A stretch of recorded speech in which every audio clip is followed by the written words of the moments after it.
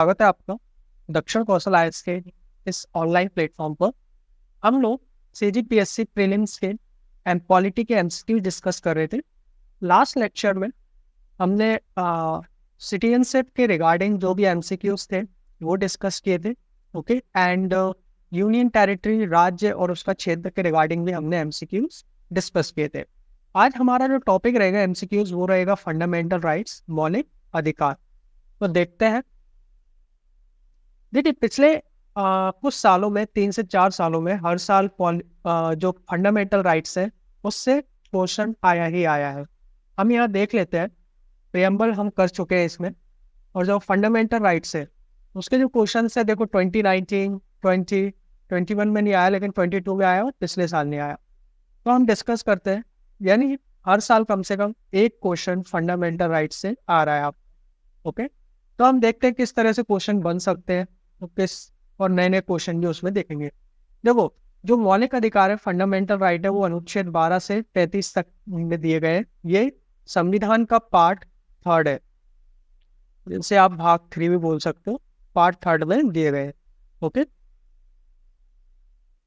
ये मौलिक अधिकार है। अब मौलिक अधिकारों में जैसे फर्स्ट समता का अधिकार, स्वतंत्रता का अधिकार और शोषण के विरुद्ध अधिकार, और इनके अंदर जो जो सब आर्टिकल्स है, आर्टिकल 14 इनका ग्रुप है। तो समता का अधिकार 14 to 18 के बीच में है, स्वतंत्रता का अधिकार 19 आर्टिकल 19 से 22 के बीच में है, शोषण के विरुद्ध अधिकार, एक्सप्लॉयटेशन के विरुद्ध 23 से 24 है, धार्मिक स्वतंत्रता, देन सांस्कृतिक और शैक्षिक अधिकार, और लास्ट है संवैधानिक उपचारों का अधिकार, सबसे इम्पोर्टेंट, क्योंकि इसके बिना दूसरे अधिकार जो है उनका कोई महत्व नहीं है। तो हम इसके रिगार्डिंग पूरे क्वेश्चन देखेंगे, ओके, इन अधिकारों के रिगार्डिंग। तो शुरू करते हैं आज के एमसीक्यूज। तो ये क्वेश्चन हमने पहले देख लिए थे। ओके, यहाँ तक कल हमारा हो गया था कि प्रावधान द्वारा अस्पृश्यता का उन्मूलन किया गया। तो पिछली क्लास में हमने डिस्कस कर लिया। अगर आपने नहीं देखी पिछली क्लास तो आप कर सकते हैं। तो इसमें आर्टिकल 17 बोला गया है। नेक्स्ट क्वेश्चन देखते हैं हम अपना। अनुसूचित जाति और अनुसूचित जनजाति को किस अनुच्छेद के अंतर्गत मौलिक, सामाजिक, आर्थिक और राजनीतिक तथा सांस्कृतिक अधिकार दिए गए? किस अनुच्छेद के अंतर्गत? SC/STs और OBCs को, SC/STs को किसके अंतर्गत मौलिक और सामाजिक, आर्थिक, राजनीतिक और सांस्कृतिक अधिकार दिए गए? तो उसका आंसर क्या होगा? आर्टिकल 17। देखो, जो पिछला क्वेश्चन था उसमें अस्पृश्यता का उन्मूलन की बात की है, जो छुआछूत है उसके उन्मूलन की बात। अब देखो, छुआछूत के उन्मूलन की बात तो की गई है, लेकिन अनुसूचित जाति जनजाति किस अनुच्छेद के अंतर्गत मौलिक, सामाजिक, आर्थिक, राजनीतिक और सांस्कृतिक अधिकार दिए गए? तो उनके लिए जो मेन आर्टिकल है वो अनुच्छेद 17 है। तो अनुच्छेद 17 के ही अंतर्गत उनको इन सबसे अस्पृश्यता के अंत के लिए भारत सरकार ने 1976 में एक अधिनियम भी लाया है, जिसे अस्पृश्यता अपराध अधिनियम, जो 1955 था, उसको 1976 में संशोधन किया गया। ठीक है, अस्पृश्यता अपराध अधिनियम 1955 है। ठीक है, इसको 1976 में संशोधित किया गया और इसको एक नया नाम दिया गया। कौन सा नया नाम दिया गया? नागरिकों की रक्षा अधिनियम। नागरिकों के अधिकारों का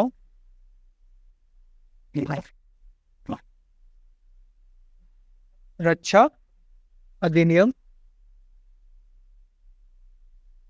1955, इसको एक नया नाम दिया गया। ठीक है, तो इसमें बताया गया है कि अस्पृश्यता के रिगार्डिंग जो भी लॉज है, जो भी लॉज वगैरह, जो भी धारा है वो इसमें दी गई है इस नाम से। ओके, तो ये जो धारा है यही उनको सामाजिक, आर्थिक, राजनीतिक और सांस्कृतिक अधिकार दिलाती है और समाज में उनका स्थान सुनिश्चित करती है।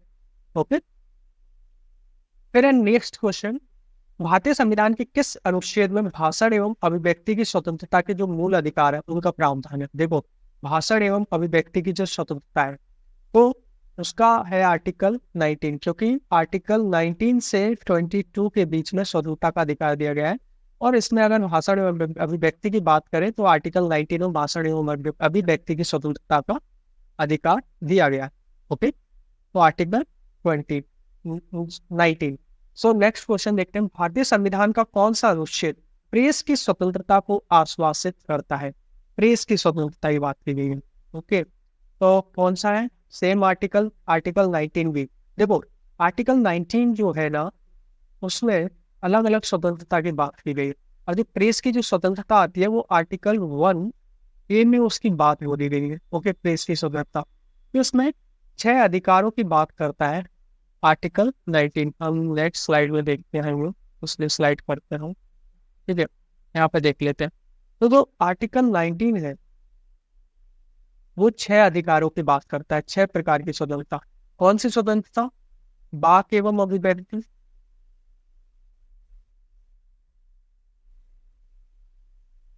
ओके। देन सेकंड हो गया शांतिपूर्व सम्मेलन, शांतिपूर्वक सम्मेलन करने का आपको अधिकार है। ओके, देन तीसरा हो गया संगम, या फिर आप जो सहकारी समिति है उसको बनाने का अधिकार। फिर भारत के क्षेत्र में ये कौन सा हो गया? First, second, third. देन आपका ये फोर्थ अधिकार कौन सा हो गया? भारत के राज्य क्षेत्र में सर्वत्र अबाध रूप से घूमने का अधिकार।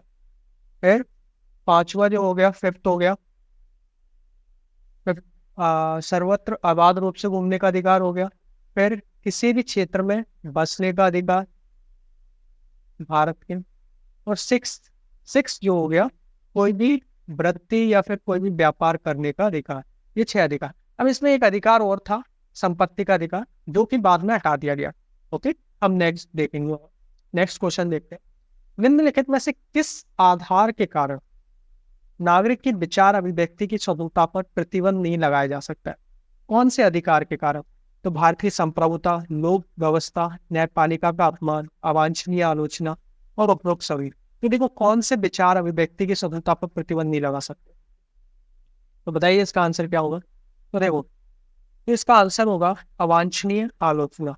आप अवांछनीय आलोचना के आधार पर किसी अभिव्यक्ति की स्वतंत्रता पर प्रतिबंध नहीं लगा सकते। बाकी भारत की संप्रभुता, न्यायपालिका अपमान और लोक व्यवस्था, इसके आधार पर आप इस पर प्रतिबंध लगा सकते हैं। तो इसमें देखो ये जो मूल अधिकार है, ये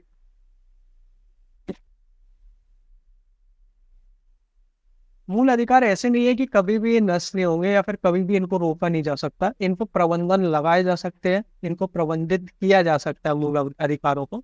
लेकिन किन बेसिस पे प्रतिबंधित किया जा सकता है वो है भारत की स्वतंत्र संप्रभुता, लोक व्यवस्था, न्यायपालिका का अपमान, या फिर किसी विदेशी राज्यों से जो मित्रवत संबंध है वो बिगड़ रहे हैं हमारे, तो उन आधारों पर इन पर प्रतिबंध लगाया जा सकता है। ओके, युक्तियोग, या किसी सदाचार के मामले में, स्वास्थ्य के मामले में, तो उस पर प्रतिबंध लगाया जा सकता है। निम्न में से कौन सा एक अधिकार राष्ट्रीय आपातकाल तक में भी समाप्त या फिर सीमित नहीं किया जा सकता? राष्ट्रीय आपातकाल की बात हो रही है यहाँ पे, आर्टिकल 352 में भी वो आप उसको समाप्त या सीमित नहीं कर सकते हैं। पहला है देश के किसी भाग में निवास या बसने की स्वतंत्रता का अधिकार, व्यक्तिगत स्वतंत्रता तथा जीवन का अधिकार, भारत के संपूर्ण क्षेत्र में अबाध भ्रमण की स्वतंत्रता का अधिकार, और डी है वृत्ति या उपजीविका की स्वतंत्रता का अधिकार। तो बताओ इसमें से कौन सा आंसर सही होगा? तो देखो 12th का जो आंसर होगा वो होगा डी, व्यक्तिगत स्वतंत्रता तथा जीवन का अधिकार। देखो आर्टिकल 352 है ना, वो राष्ट्रीय आपातकाल से संबंधित है। ओके, राष्ट्रीय आपातकाल। अब इस जब राष्ट्रीय आपातकाल लगता है तो आपके जो मूल अधिकार है वो भी प्रतिबंधित हो जाते हैं, उन पर रोक लगा दी जाती है। लेकिन जो 2 अधिकार है, 2 अधिकार कौन कौन से आपके? आर्टिकल 20 एंड आर्टिकल 21, ठीक है, जिसमें एक व्यक्तिगत स्वतंत्रता है और एक में जीवन का अधिकार। व्यक्तिगत स्वतंत्रता कैसी? आर्टिकल 20 क्या बोलता है? आर्टिकल 20 बोलता है कि आपको उसको जो गिरफ्तारी है और उससे संरक्षण प्राप्त प्रदान की बात करता है। उसमें आर्टिकल 20 में मतलब अगर आपको किसी अपराध के लिए पकड़ लिया जाता है, अपराध के संबंध में, दोष सिद्धि के संबंध में आपको संरक्षण मिल जाता है। ठीक है, संरक्षण की बात करता है। और आर्टिकल 21 प्राण एवं दैहिक स्वतंत्रता की बात करता है, आपके प्राणों की बात करता है, प्राण एवं दैहिक स्वतंत्रता प्रदान करता है। ओके, तो इन दो आर्टिकल को आप नष्ट नहीं कर सकते, प्रतिबंधित नहीं कर सकते राष्ट्रीय आपातकाल में भी। ओके, तो ये है। और देखो, अगर इस ये जो बात की गई है, ये आर्टिकल 359 में भी यही बोला गया है, और आर्टिकल 358 जो है वो निलंबन से संबंधित है, लेकिन निलंबन में आर्टिकल 20 और 21 का निलंबन नहीं हो सकता है। नेक्स्ट क्वेश्चन देखते हैं। 6 से 14 वर्ष की जो आयु है उसके बीच के सभी बच्चों या शिशुओं को शिक्षा का अधिकार किस में बोला गया है? सभी बच्चों शिशुओं को शिक्षा का अधिकार, तो ये क्या है? नीति निर्देशक, मूल अधिकार, सांविधिक अधिकार, या उपयुक्त में से कोई भी? तो ये मूल अधिकार है। हमने देखा था 86 जो कॉन्स्टिट्यूशनल अमेंडमेंट एक्ट किया गया था 2002 में, उसमें ये बात, उसमें आर्टिकल 21A जोड़ा गया था। 21A जो है राइट टू एजुकेशन की भी बात करता है, और आर्टिकल 45 को संशोधित किया गया था। और आर्टिकल 45 में क्या डाल दिया गया था? आर्टिकल 45 में डाल दिया गया था शैशव काल से जब से बच्चा पैदा हुआ है उससे 6 ईयर्स तक की आयु के उनके खान पान की देखरेख और जो भी शिक्षा की देखरेख है वो राज्य करेगा। ओके, और जो 86 कॉन्स्टिट्यूशनल अमेंडमेंट एक्ट है 21A 2002, उसके अनुसार ही जो शिक्षा का अधिकार अधिनियम आया था, शिक्षा का अधिनियम 2009, वो संसद ने पारित किया। 2009 में उसे पारित किया गया, और वो 1 अप्रैल 2010 से अस्तित्व में आया। तो देखो, सेकंड क्वेश्चन भी उससे ही रिलेटेड है। भारतीय संविधान में संशोधन करके शिक्षा का अधिकार कब जोड़ा गया? देखो, संशोधन किया गया 2009 में, संसद में वो बिल लाया गया शिक्षा का अधिकार अधिनियम, जिसे हम राइट टू एजुकेशन एक्ट बोलते हैं, right to education act. Okay, तो उसको लागू किया गया वो 1 अप्रैल 2010। नेक्स्ट क्वेश्चन आता है, भारत के संविधान में शोषण के विरुद्ध अधिकार और निम्नलिखित में से कौन से परिकल्पित है? 15, बताओ इसका आंसर क्या होगा? तो इसका आंसर होगा सी, 1 और 4। तो शोषण के विरुद्ध अधिकार में मानव देह का व्यापार और बंधुआ मजदूरी का निषेध है, बिल्कुल है, और साथ में कारखानों और खदानों के बच्चों के नियोजन का प्रतिषेध है। अस्पृश्यता का उन्मूलन हमने देखा आर्टिकल 17 से रिलेटेड है, और अल्पसंख्यकों के हितों की रक्षा, ये आर्टिकल आप देखोगे 29 और 30 में। ओके, उससे रिलेटेड। अब है 16, भारत के संविधान का जो अनुच्छेद 24 है, दो जोखिमपूर्ण कार्यों से संबंधित कारखानों और बालकों के नियोजन को ये निषेध करता है।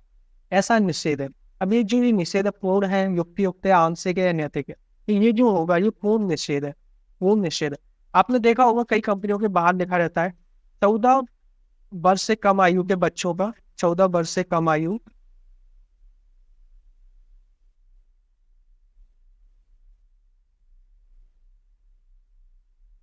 यहाँ पे जोखिमपूर्ण कार्य हो रहे हैं, वहां पे 14 वर्ष से कम आयु के बच्चों का आप एंगेजमेंट नहीं कर सकते, उनको काम में एंगेज नहीं कर सकते हो। और वैसे 18 वर्ष से कम आयु के बच्चों का तो आप सवाल ही पैदा नहीं होता किसी बड़ी कंपनी में वो काम कर पाए, ठीक है, तो वो काम ही नहीं कर सकते। ओके, तो पूर्ण रूप से निषेध है, ये पूर्ण रूप से मना किया गया है। नेक्स्ट क्वेश्चन देखते हैं, संविधान का कौन सा जो अनुच्छेद है दोष सिद्धि के संबंध में? अभी हमने देखा अभियुक्तों को दोहरे दंड एवं स्व अभिशंसन से संरक्षण प्रदान करता है। दोहरे दंड यानी कोई भी किसी भी प्रकार का दोहरी क्षति नहीं होगी, यानी किसी भी व्यक्ति को एक ही अपराध के लिए, दोहरे दंड का मतलब क्या है? एक ही अपराध के लिए एक से ज्यादा बार उसे अभियोजित या फिर दंडित नहीं किया जाएगा। और स्व अभिशंसन का मतलब है कि उसे खुद के विरुद्ध गवाही देने के लिए उसे मजबूर नहीं किया जाएगा, उसे बाध्य नहीं किया जाएगा खुद के विरुद्ध गवाही देने के लिए किसी भी अपराध में। तो ये कौन सा आर्टिकल है, कौन से आर्टिकल में बात बोली गई? तो आर्टिकल 20। और ये हमने अभी देखा, इसको प्रतिबंधित नहीं किया जा सकता, ओके, आपातकाल में भी। फिर है 18, बंदी बनाए गए व्यक्ति के मौलिक अधिकारों की रक्षा किस अनुच्छेद से प्रदत्त है? देखो, बंदी बनाए गए, तो बंदी बनाए गए व्यक्ति की मौलिक सुरक्षा भी जो आर्टिकल है, बताओ कौन सा होगा? आर्टिकल 22। अब देखो 21 आर्टिकल प्राण एवं दैहिक स्वतंत्रता की बात करता है। आर्टिकल 22 जो बात करता है निरोध एवं गिरफ्तारी से संरक्षण की बात करता है। अगर आप पहले देखोगे, ये देखो, ये निरोध एवं गिरफ्तारी और नजरबंदी से संरक्षण, तो यहाँ पे सेम बात बोली गई है। ठीक है, आर्टिकल की निरोध एवं गिरफ्तारी से संरक्षण की ये बात करता है, तो ये आर्टिकल 22 है। अब इसी के रिगार्डिंग एक और क्वेश्चन है कि प्रिवेंटिव डिटेंशन, जिसे निरोध बोला गया है, गिरफ्तारी और निरोध। ठीक है, प्रिवेंटिव डिटेंशन के अंतर्गत एक व्यक्ति को बिना मुकदमे के बंदी बना के रखा जा सकता है, कितने टाइम तक? तो इसका सही आंसर होगा बी, 3 महीने तक आप बंदी बनाकर रख सकते हो। ये है आर्टिकल, अगर आप सब आर्टिकल देखेंगे आर्टिकल 22(4) में ये बोला गया। ओके, लेकिन इसके लिए भी फिर अगर 3 महीने से ज्यादा बढ़ानी है तो सलाहकार परिषद होती है, सलाहकार परिषद होती है, उसकी इजाजत के अनुसार ही आप उसे बंदी बनाकर रख सकते हैं 3 महीने से ज्यादा। ओके, निवारक निरोध जैसे बोला गया है। नेक्स्ट क्वेश्चन देखते हैं, निम्नलिखित में से कौन सुमेलित नहीं है? ओके, कौन सा सुमेलित नहीं है? तो आर्टिकल 22(1), 22 आप देख लीजिए कौन सा सुमेलित नहीं है। देखो इसका जो सही आंसर होगा आर्टिकल 22(2) है। देखो 22(1) में स्वयं की पसंद के अधिवक्ता और प्रतिरक्षा का अधिकार है। 22(4) में निवारक निरोध को उपबंध करने वाली कोई विधि 3 माह से अधिक निरोध नहीं किया जाना प्राधिकृत नहीं करेगी, अभी अपन हम लोगों ने देखा है। फिर 22(2) है, संसद विधि द्वारा उन परिस्थितियों को निर्धारित कर सकेगी जिसके अंतर्गत 3 माह से अधिक निरोध किया जा सकेगा। ये तो हमने देखा 22(2) में तो ये है ही नहीं। 22(2) बात करता है कि कोई भी व्यक्ति जिसे गिरफ्तार किया गया है, जिसे अरेस्ट किया गया है, उसको आप 24 आवर्स के अंदर, 24 आवर्स के अंदर मजिस्ट्रेट के सामने उसको प्रस्तुत करना पड़ेगा। मजिस्ट्रेट के सामने प्रस्तुत करना पड़ेगा। अब इसमें एक और क्वेश्चन बन सकता है कि मजिस्ट्रेट के सामने प्रस्तुत करना पड़ेगा 24 आवर्स, कि ये यात्रा के समय को मिलाकर है या फिर यात्रा के समय को हटाकर? तो ये यात्रा के समय को हटाकर है, यात्रा के समय को हटाकर। ठीक है, जहां से उसे लाया गया है वहां तक, जहां तक कोतवाली या थाने में लाया गया, थाने में लाने के बाद उसे 24 घंटे के भीतर उसे आपको प्रस्तुत करना पड़ेगा मजिस्ट्रेट के साथ। ये आर्टिकल 22(2) है, तो ये सुमेलित नहीं है। फिर नेक्स्ट क्वेश्चन 21, संविधान के अनुच्छेद 25 के अनुसार, 25 के अनुसार धर्म स्वतंत्रता का जो अधिकार है वो किसके अधीन नहीं है? किसके अधीन नहीं है? यानी अभी प्रतिबंध की बात कर रहा है कि कौन से प्रतिबंध है वो जो कि उसके अधीन नहीं है। ओके, तो सार्वजनिक व्यवस्था बिल्कुल इसके अधीन है, स्वास्थ्य के अधीन है, सदाचार के अधीन है, लेकिन मानववाद के अधीन है। तो धार्मिक स्वतंत्रता पर युक्तियुक्त प्रतिबंध लगाए जा सकते हैं किन किन? अगर वो सार्वजनिक व्यवस्था का उल्लंघन कर रहे हैं, स्वास्थ्य का उल्लंघन कर रहे हैं, सदाचार का उल्लंघन कर रहे हैं। ओके, नेक्स्ट क्वेश्चन देखते हैं। संविधान के अनुच्छेद 26 में धार्मिक कार्यों के प्रबंध की स्वतंत्रता पर प्रतिबंध क्या प्रतिबंध लगाया गया? 26 में धार्मिक कार्यों की जो स्वतंत्रता है उस पर क्या प्रतिबंध लगाया गया 22 का? तो इसका आंसर देखिए आप, लोक व्यवस्था, राष्ट्रीय सुरक्षा, शिक्षा, किसके आधार पर प्रतिबंध लगाया गया? तो इसका सही आंसर होगा 22 का डी। ठीक है, तो डी में पहला लोक व्यवस्था के आधार पर, बिल्कुल हमने अभी देखा। फिर सदाचार के आधार पर और स्वास्थ्य के आधार पर प्रतिबंध लगाया जा सकता है। ठीक है, तो 3 सब्जेक्टों के आधार पर आप प्रतिबंध लगा सकते हो धार्मिक स्वतंत्रता पर, लोक व्यवस्था, स्वास्थ्य एवं सदाचार के आधार ये प्रतिबंध। नेक्स्ट क्वेश्चन देखते हैं, निम्नलिखित युग्मों में से कौन सा सही सुमेलित नहीं है? देखिए, तो इसका सही आंसर होगा डी। देखो डी सही सुमेलित नहीं है। मानव के दुर्व्यापार तथा बलात्कार श्रम का प्रतिषेध बिल्कुल 23 में दिया गया है। अल्पसंख्यक वर्गों के हितों का संरक्षण आर्टिकल 29 में, संवैधानिक उपचारों का अधिकार आर्टिकल 32, और शिक्षण संस्थाओं की स्थापना तथा उनका प्रशासन करने का जो अधिकार है वो 31 नहीं बोलता, वो बोलता है आर्टिकल 30 में ये दिया गया है। ओके, तो ये सुमेलित नहीं। देन नेक्स्ट क्वेश्चन देखते हैं। नीचे दो कथन दिए गए हैं जिनमें से एक को कथन ए और दूसरे को कारण कहा गया है। तो कथन ए क्या बोलता है, भारतीय संविधान का अनुच्छेद जो 30 है अल्पसंख्यक वर्ग शब्द को परिभाषित नहीं करता है। कारण आर, और संविधान केवल भाषाई और धार्मिक अल्पसंख्यक वर्ग को ही मान्यता प्रदान करता है। ये बहुत इंपॉर्टेंट क्वेश्चन है। इसमें आपको आर्टिकल 29 एंड 30 के बारे में पूरी जानकारी ये क्वेश्चन देता है, जो पूछी जा सकती है, बहुत ही इंपॉर्टेंट जानकारी है। ओके, तो इसका सही आंसर क्या होगा, देखिए आप।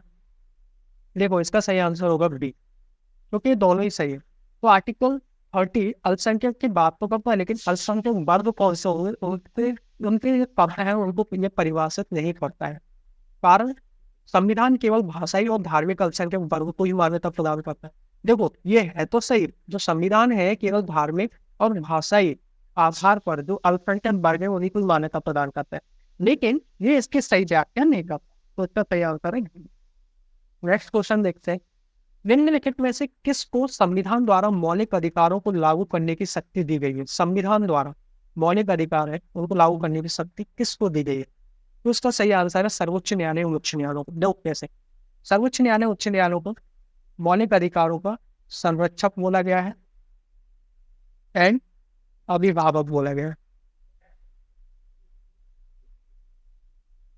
ये किसको बोला गया है, सुप्रीम कोर्ट को बोला गया है। ठीक है, सुप्रीम कोर्ट को बोला गया है आर्टिकल 32 में, क्योंकि ये उपचार करता है। वहीं अगर हाईकोर्ट की बात करें, हाईकोर्ट को 226 में ये पावर दी गई है, जहाँ पे वो लागू कराने के लिए मौलिक अधिकारों को रेट जारी कर सकते हैं। ये क्या जारी कर सकते हैं भाई, रेट के बारे में हम अभी पढ़ेंगे। ओके, तो सर्वोच्च न्यायालय और उच्च न्यायालयों को ये शक्ति दी गई है, और जो सर्वोच्च न्यायालय है वो संरक्षक भी है और अभिभावक भी है मौलिक अधिकारों का।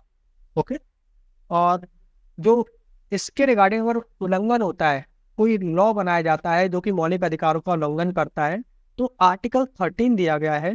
आर्टिकल 13 न्यायिक पुनरावलोकन की शक्ति प्रदान करता है सर्वोच्च न्यायालय को। ठीक है, न्यायिक पुनरावलोकन।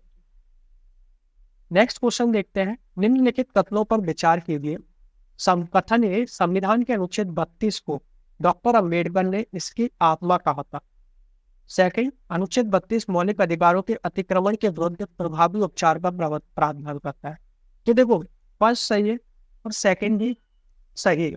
ओके, अब ये देखना है कि ये इसके कारण का सही स्पष्टीकरण देता है कि नहीं। तो बिल्कुल सही स्पष्टीकरण देता है और इसका आंसर होगा ए, क्योंकि ये अतिक्रमण के विरुद्ध प्रभावी उपचार का प्रावधान करता है, इसलिए उन्होंने इसको आत्मा कहा था। ठीक है, अनुच्छेद 32, तो ए सही आंसर होगा। नेक्स्ट क्वेश्चन देखते हैं 27। भारत के संविधान के किस अनुच्छेद के अंतर्गत भारत का उच्चतम न्यायालय नागरिकों के मूल अधिकारों के प्रवर्तन के लिए रेट जारी करने का अधिकार रखता है। यह अभी हमने देखा आर्टिकल 32 के अधीन रेट जारी की जाती है। व्यक्तिगत स्वतंत्रता के अधिकार के लिए निम्नलिखित में से कौन सी रेट याचिका दायर की जा सकती है। कौन सी रेट याचिका दायर की जा सकती है। देखो रेट के रिगार्डिंग आपको रेट को हिंदी और इंग्लिश दोनों में याद रखना पड़ेगा, क्योंकि कभी कभी आयोग हिंदी में भी दे सकता है और इंग्लिश में भी दे सकता है, तो दोनों में याद करिएगा। तो इसका सही आंसर होगा हैबियस कॉर्पस। हैबियस कॉर्पस, ठीक है, इस रेट के द्वारा जो दायर की जा सकती है। हैबियस कॉर्पस को क्या बोलते हैं कि आप क्या कीजिए, उसको प्रस्तुत कीजिए, प्रस्तुत कीजिए, बॉडी को प्रस्तुत करिए। We have the body, body को प्रस्तुत करना, इंसान को प्रस्तुत करना। ठीक है, तो बंदी प्रत्यक्षीकरण आप इसको बोल सकते हैं। ठीक है, इसको क्या बोल सकते हैं, अगर आपको सही बोलना है बंदी प्रत्यक्षीकरण। अगर कोई बंदा है, किसी को उसको बंदी बना लिया गया है कोई व्यक्ति को, तो कोर्ट ये रेट जारी कर सकता है कि उसे प्रस्तुत करो। कहाँ पे, कोर्ट में, मजिस्ट्रेट के सामने, हमारे सामने उसको प्रस्तुत करो। 29 आता है, निम्नलिखित संवैधानिक उपचारों में से किसे पोस्टमार्टम भी कहा जाता है। कौन से रेट को पोस्टमार्टम कहा जा सकता है, तो बताओ। इसका सही आंसर होगा उत्प्रेषण और अधिप्रक्षण। देखो क्यों वारंटो हो गया ये, रिक साइटेरोरी, इसको साइटेरोरी बोलते हैं। ठीक है, इनको अधिकार प्रश्न बोला जाता है। क्यों, पोस्टमार्टम क्या होता है, जब इंसान मर जाता है उसके बाद पोस्टमार्टम। ऐसे जब कोई डिसीजन ले लिया जाता है, निर्णय ले लिया जाता है, तो उस डिसीजन को री एग्जामाइन करने के लिए फिर से ये रेट जारी की जा सकती है। री एग्जामाइन करने के लिए, उसको फिर से उस डिसीजन पे सोचने के लिए ये रेट जारी की जाती है। और ये रेट जो जारी की जाती है, हाई सुप्रीम कोर्ट जारी करेगा, जैसे सुप्रीम कोर्ट जारी कर सकता है हाई कोर्ट को और सबॉर्डिनेट कोर्ट को, जो भी सबॉर्डिनेट, और हाई कोर्ट जारी कर सकता है उसके सबॉर्डिनेट कोर्ट को, यानी कोई भी कोर्ट अपने अधीनस्थ न्यायालयों को वो रेट जारी कर सकता है। ओके, उत्प्रेषण। अब सबॉर्डिनेट कोर्ट को तो ये पावर है नहीं रेट जारी करने का, सिर्फ supreme court and high court को। नेक्स्ट क्वेश्चन देखो, सुमिलित करना है, देखो बंदी प्रत्यक्षीकरण, हैबियस कॉर्पस, परमादेश, मैंडामस, प्रतिषेध, प्रोहिबिशन, उत्प्रेषण, सर्टिवरी, अधिकार परीक्षा, क्यों वारंटो। ठीक है, ये 5 रेट है आर्टिकल 32 के अधीन, तो इनको आपको देखना है कौन किससे मैच करता है। ठीक है, उसका सही आंसर होगा सी। कैसे? बंदी प्रत्यक्षीकरण, बंदी प्रत्यक्षीकरण यानी हमें शरीर चाहिए, वी हैव द बॉडी। परमादेश यानी परम आदेश, इससे ही समझ आ रहा है कि हम आदेश देते हो। प्रतिषेध, प्रतिषेध मतलब रोक देना, किसी चीज को रोक देना। ओके, तो सी का जो आंसर आएगा वो आएगा फिर अधीनस्थ न्यायालय का ले प्रतिषेध। दैट उत्प्रेषण, उत्प्रेषण जो आएगा डी आपका, डी आपका क्या रहेगा, लोगों को सूचित कीजिए। और अधिकार परीक्षा कि आप किस अधिकार से यहाँ हो। तो जो 30 का जो आंसर रहेगा सी रहेगा। ओके, अधीनस्थ न्यायालय को लेख किया जाता है ना प्रतिषेध में, रोक के उत्प्रेषण पूर्णतः सुनिश्चित करना। नेक्स्ट, किस बात में संसद को मौलिक अधिकारों में संशोधन का अधिकार दिया? बहुत इंपॉर्टेंट क्वेश्चन है। देखो हमने लास्ट उसमें देखा था, इसका सही आंसर पहले तो केशवानंद भारती होगा। केशवानंद भारती जो बात हुआ था 1973 में, उसमें मौलिक अधिकारों में संशोधन की बात की गई। लेकिन जो मौलिक अधिकारों में संशोधन की बात की गई उसमें यह भी बोला गया जो मौलिक अधिकारों में आप संशोधन करोगे उससे संविधान का जो मूल ढांचा है, संविधान का जो मूल ढांचा है वो नष्ट नहीं होना चाहिए, और अगर वो नष्ट होता है तो वो जो संशोधन है उसको शून्य करार कर दिया जाएगा। और ये शक्ति कहाँ से मिलती है? सुप्रीम कोर्ट को ये शक्ति मिलती है आर्टिकल 13 से। यही हम बात कर रहे थे, जो कि न्याय का पुनर्विलोकन करते हैं, पुनर्विलोकन। ठीक है, अब आता है आर्टिकल 30, सॉरी नेक्स्ट क्वेश्चन आता है 32। इस ये बोलता है कि भारत में संपत्ति के अधिकार की अभी क्या स्थिति है। भारत में जो संपत्ति का अधिकार है उसकी अभी क्या स्थिति है? तो ये विधिक अधिकार है, केवल नागरिकों को प्राप्त है, विधिक अधिकार है, किसी व्यक्ति को प्राप्त है, मूल अधिकार है कि क्या है? देखिए, तो देखो संपत्ति का जो अधिकार है ये एक विधिक अधिकार है और किसी भी व्यक्ति को प्राप्त है।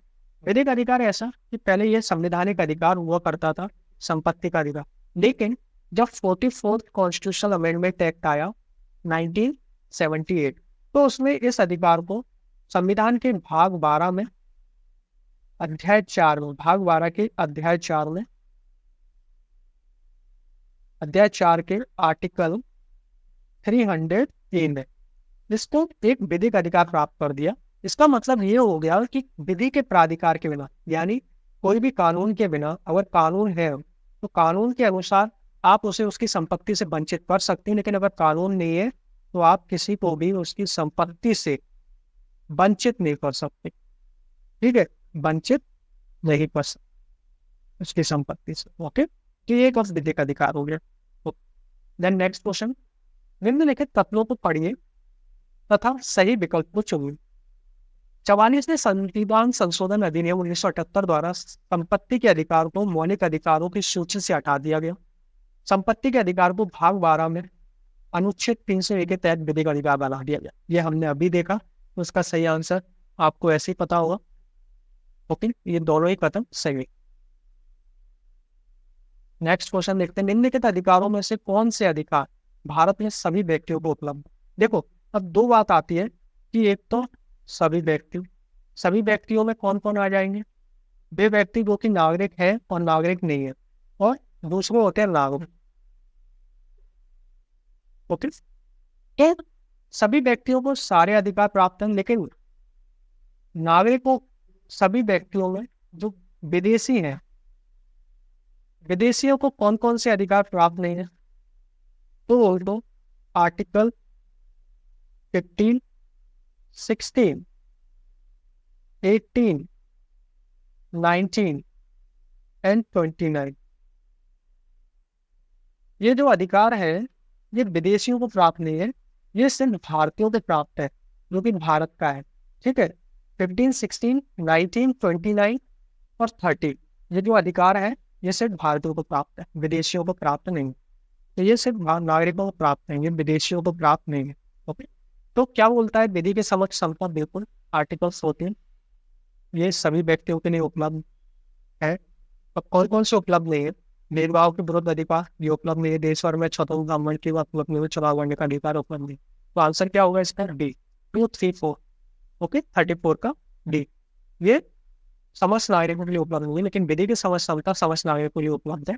कौन कौन से उपलब्ध नहीं है समस्त नागरिकों के लिए? 15, 16, 18, 19, ये सभी व्यक्तियों के लिए उपलब्ध नहीं है, लेकिन भारतीयों के लिए ये उपलब्ध है, विदेशियों के लिए ये उपलब्ध नहीं होंगे। नेक्स्ट आता है 35। अधिकार नागरिकों के विरुद्ध राज्य के दावे हैं। अधिकार वे विशेषाधिकार है जो किसी राज्य के संविधान में समाविष्ट है। अधिकार राज्य के विरुद्ध नागरिकों के दावे हैं। अधिकार अधिकांश लोगों के विरुद्ध कुछ नागरिकों को विशेषाधिकार है। तो आर्टिकल 35 देखते हैं। 35 का सही आंसर क्या होगा? सी। अधिकार क्या है? राज्य के विरुद्ध नागरिकों के दावे।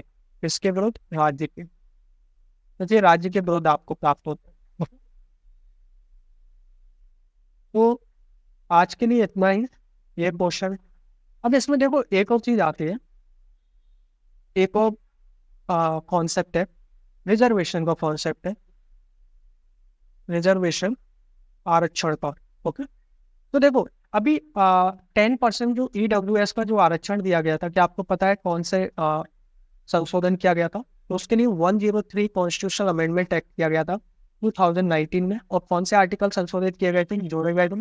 तो वो संविधान में आर्टिकल 56 एंड 16(6) जोड़े गए। ओके, तो इसके रिगार्डिंग 10% EWS आरक्षण दिया गया था। ये SC ST के लिए नहीं है। और अगर आप छत्तीसगढ़ की बात करते हो, छत्तीसगढ़ की जब आप बात करते हो तो छत्तीसगढ़ में अभी आरक्षण की क्या स्थिति है वो हम देखते हैं। देखो छत्तीसगढ़ में अभी आरक्षण की स्थिति ये है कि 58% आरक्षण दिया गया है यहाँ पे। अब 58% आरक्षण कैसे डिवाइड हुआ है? जो 58% में से जो SC है, ठीक है, शेड्यूल कास्ट है, उसको आरक्षण दिया गया है 12% का। ST है, ट्राइब से जनजाति है, उनको आरक्षण दिया गया है 32%। और जो OBC है, OBC के जो आरक्षण दिया गया है वो दिया गया है 14%। तो देखो अब ये दोनों तीनों मिला के जो आरक्षण हो जाता है 58%। लेकिन इसी के रिगार्डिंग एक केस आया था सुप्रीम कोर्ट में 1994 में। सुप्रीम कोर्ट ने एक वर्डिक्ट दी थी एक केस में, जो कि Indira Sahni versus union of India, Bharat संघ के बीच में एक केस हुआ था, जिसमें सुप्रीम कोर्ट ने बोला था कि 50% कैप रहेगा, यानी 50% से ज्यादा लिमिट नहीं होगी। तो इसी के रिगार्डिंग हाईकोर्ट ने इस पे स्टे लगा दिया था। इस हाईकोर्ट ने स्टे लगा दिया था। लेकिन लास्ट ईयर 2023 में सुप्रीम कोर्ट ने इस पर टेम्पररी राहत दे दी है कि आप इसको अभी लगा सकते हो, लेकिन अभी इस पे पूरा केस आया नहीं है। जब आएगा हम इसके बारे में देखेंगे। ओके, तो उम्मीद है कि आपको चीजें समझ में आ रही होंगी और आपको आज का लेक्चर अच्छा लगा होगा। अगर आपको पसंद आ रहा है तो आप कृपया इसको सब्सक्राइब कीजिए चैनल को, और आप शेयर भी कीजिए इसको। ओके, शेयर कीजिए। और अगर आपको कोई सजेशन देना चाहते हैं क्लास के रिगार्डिंग कि क्या इम्प्रूव किया जा सकता है, तो आप बिल्कुल कमेंट कर सकते हैं। मिलते हैं नेक्स्ट लेक्चर में। नेक्स्ट लेक्चर में हम डिस्कस करेंगे DPS की, directive principle of state policy, राज्य की नीति उद्देश्यता की, और उसके रिगार्डिंग क्या क्या क्वेश्चन पूछे जा सकते हैं वो हम डिस्कस करेंगे। ओके, मिलते हैं नेक्स्ट क्लास में। तब तक के लिए धन्यवाद।